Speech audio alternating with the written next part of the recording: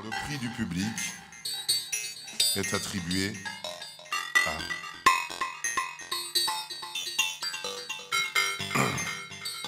Je pourrais être votre grand-mère.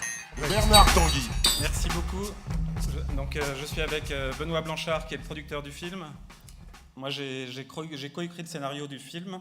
Et tu n'es pas Bernard Tanguy, donc... Voilà. Oui, donc je ne suis pas Bernard Tanguy. Bernard Tanguy il aime bien faire des films qui sont tirés de la vie réelle. Là, notre court-métrage, Pour être votre grand-mère, était tiré d'une histoire qui m'est arrivée dans la vraie vie. Quand vous étiez avocat? Quand j'étais avocat, voilà. Et là, il a joint l'utile et l'agréable. Il est en train de tourner un film avec 2 mannequins sur un bateau en Méditerranée. Donc il a compris que c'était un bon moyen de faire du cinéma. Ce qui est très drôle, c'est que je retrouve sur scène Eric, qui ne m'a pas reconnu, mais on s'est connus dans ma vie d'avant d'avocat, parce qu'on a des amis communs, c'est très sympa. Il ne m'a pas reconnu non plus. C'est grâce à lui que je suis sorti de prison. Je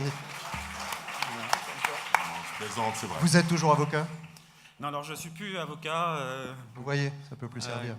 Il a mal tourné à cause du cours. Voilà, moi je viens d'un monde de gens très riches. Et j'ai beaucoup culpabilisé à l'idée de se faire, c'est-à-dire le monde des avocats d'affaires. Franchement, j'ai culpabilisé à l'idée de faire ce film parce que raconter une histoire vraie qui nous est arrivée dans la vraie vie et qui, quelque part, nous met en valeur, c'est toujours très gênant.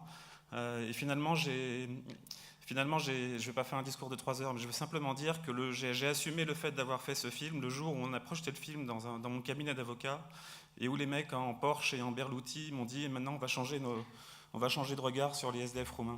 Et les histoires les plus courtes sont toujours les moins longues. Merci. Merci. Donc, Benoît Blanchard, Résina Productions, le producteur de Je pourrais être votre grand-mère.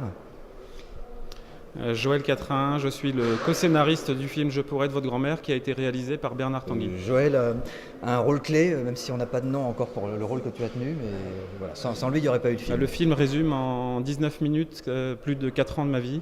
Je suis avocat, j'étais avocat d'affaires, je travaillais dans un grand cabinet d'avocats où on brasse beaucoup d'argent, etc. Et je m'étais un peu isolé, je m'étais un peu attristé. Et un soir d'hiver, j'ai flashé sur une femme SDF roumaine au pied de chez moi.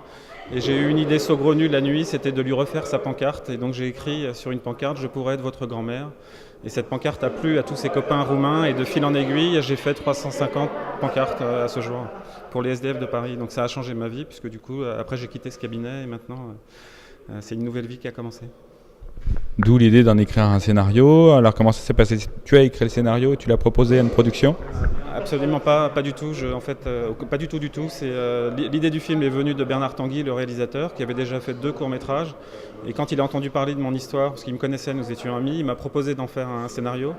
Et moi, je voulais pas du tout, parce que je voulais pas me mettre en avant. Je faisais ça incognito, il a insisté, et puis finalement, on l'a fait. Et maintenant, je suis content de l'avoir fait, parce que le film m'a permis de prolonger mon initiative des pancartes, en changeant le regard des spectateurs. On a eu la chance d'avoir une 50aine de prix sur tous les continents, là, et essentiellement le prix du public, parce que le film a beaucoup touché les gens. Parce qu'effectivement, il s'identifiait à cette grand-mère qui vit à la rue dehors, et le décor du film, c'est quand même la crise économique, les riches, les pauvres, etc. Donc c'est un film qui était d'actualité. Alors, est-ce que c'est difficile de produire un film comme celui-là? Et quelle réjouissance on trouve aujourd'hui?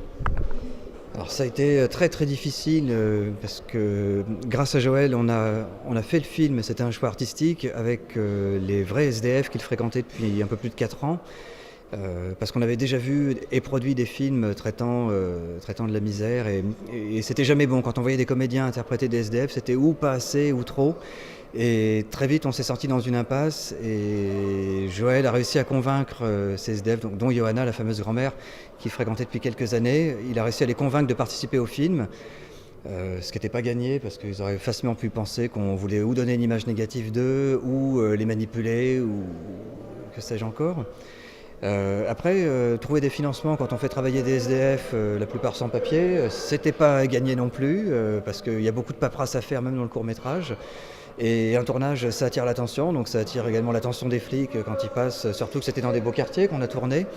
Donc il y avait pas mal de stress et pas mal de contraintes, mais au final, je pense qu'on a fait le bon choix, oui. Merci beaucoup. Je peux juste dire Moi, je voudrais simplement juste remercier chaleureusement Bernard Tanguy, qui est vraiment le pilier du film, le réalisateur, co-scénariste, ainsi que tous les SDF roumains qui ont accepté de jouer leur propre rôle dans le film, parce que c'était pas évident pour eux, et également Frédéric Bell et Jean Toussaint Bernard qui ont accepté de mettre leur talent au service de ce film.